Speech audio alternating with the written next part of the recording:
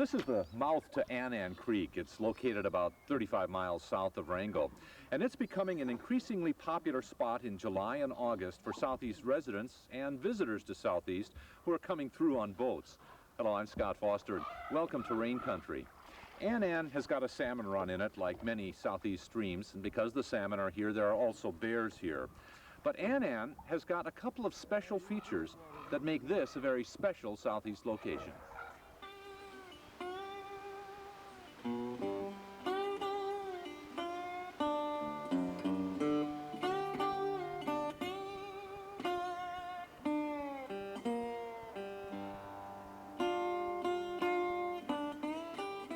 It's a unique combination of physical and natural occurrences. You know, we've got the creek here, the lagoon, with the cascade fairly close to salt water, so with the access that's relatively easy along a half-mile trail, so that you can walk in. The fish kind of get pooled a little bit there, and the bears come down and find easy picking.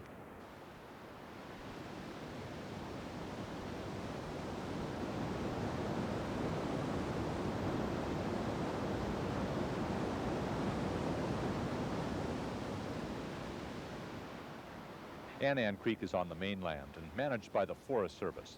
It's accessible only by boat or plane. Visitors will find well-developed facilities. There's a public-use Forest Service cabin at the mouth of the creek, a well-constructed trail leading to the viewing area, and a large wooden observatory deck with a rain shelter. Kipley Prescott is the observatory interpreter. Last year, our average visitor, our typical visitor, was someone from the West Coast. They were between the ages of 25 and 50. They came to observe bears. They stayed about an hour and a half, and that was their primary activity. And a lot of them, most of them came on personal vessels. You made it! Did you guys see any bears on the trail? No? Many cruising through Southeast hear about Anan from other boaters or are on tours and stop in for a short visit.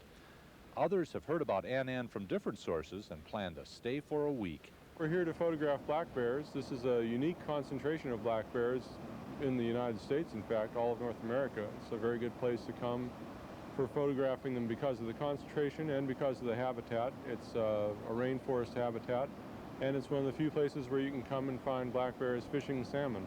Have you been here before? No, I've never been here before. Oh, okay, then that's a good place. This is a good spot to watch. They'll also come out right here by this fence and walk down here, go right down there, and in that pool of, can you see the fish down in there? They'll catch a fish in there. Sometimes they'll come right here and sit and eat.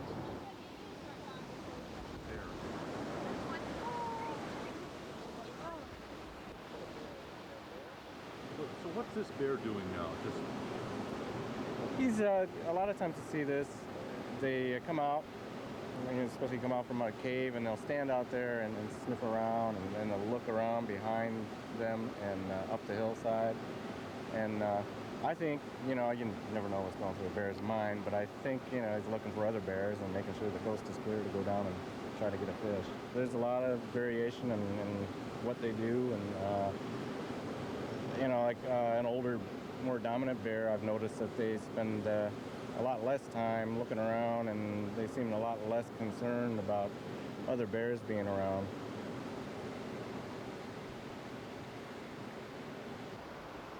A lot of bears have come down, catch a fish, go on a rock.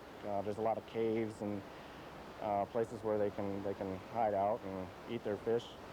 So generally that's the behavior pattern.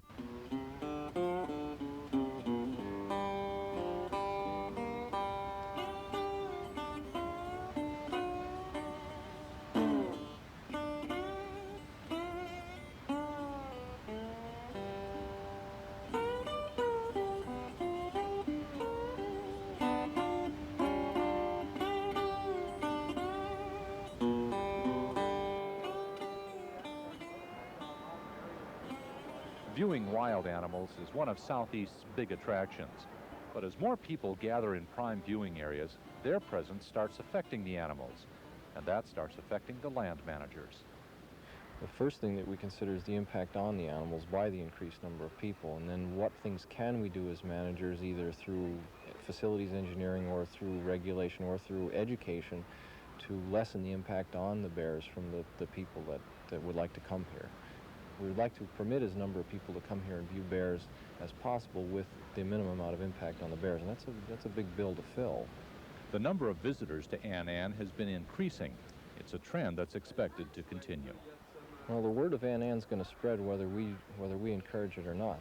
It is a resource that's on the public land of the United States. The people have the right to come and use that resource and view the bears, and it's our opportunity as managers to educate them in a way that is less impact on the land and less impact on the animals.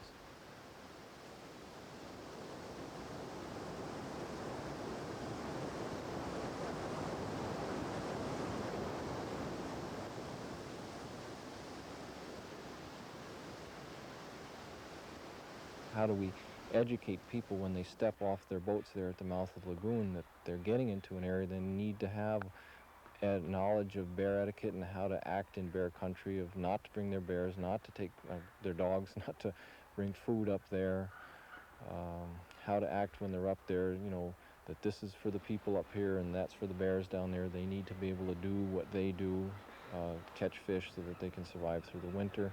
If you go down there by the creek and displace them, they'll go someplace else and they won't be there for you to watch. We'd rather people stay in here because the bears are more apt to come out when there's not people wandering around, and there's less chance of someone coming into contact and causing a problem. This education takes place with each group visiting the observatory. In addition, the Forest Service is also conducting research. What we use is an instantaneous behavior scan. And that means what I do is every 10 minutes, I look around the creek, look at how many bears are here, what they're doing, and how many people are here. We've noticed that visitor use has increased here, and what we'd like to find out is if there is any changes in behavior and activity with bears, and in relation to the number of people that are here, so we could implement that into our management plan. Whatever regulations are implemented at Anan Creek will be phased in, and the Forest Service suggests visitors contact them for a list of the current rules. Managing people in this or any other popular wildlife viewing area means making choices. There's a lot of tough questions and not too many easy answers. Everything needs to be hopefully a balance between what people need and what the bears need, and hopefully we'll err on the side of the bears because, like I say, they're the ones that would usually be killed in a human-bear encounter. I think to some extent it's good to have an observation area like this because then people have the opportunity to see bears, and I think if they get exposed to the wildlife, they're more apt to maybe promote that worldwide. You just have a better feeling for how important it is to maintain the wildlife. On the other hand, if you encourage people to come here, then also there's probably going to be fewer bears because that has to have an impact on the wildlife. So I don't know what the balance is. The observatory offers easy views of bears across the creek. But bears also feed on the observatory side of the creek and sometimes come even closer when they eat their fish literally right beneath the viewer's feet.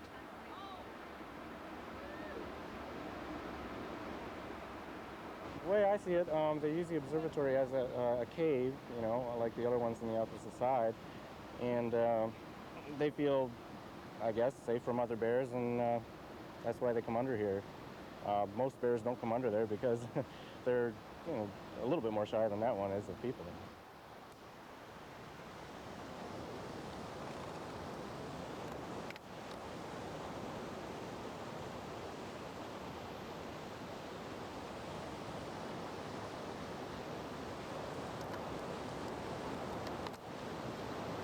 This is a new one. I've never seen this, and I really don't know how to explain this. So we know that they like to chew on the trail when they, you know, if you walk up the trail here, you notice that a lot of the boards on the bridges and whatnot are chewed up, and the explanation for this, I'm not sure of it, whether it just tastes good or just something to sharpen your teeth or whatever. I really don't know why they do it.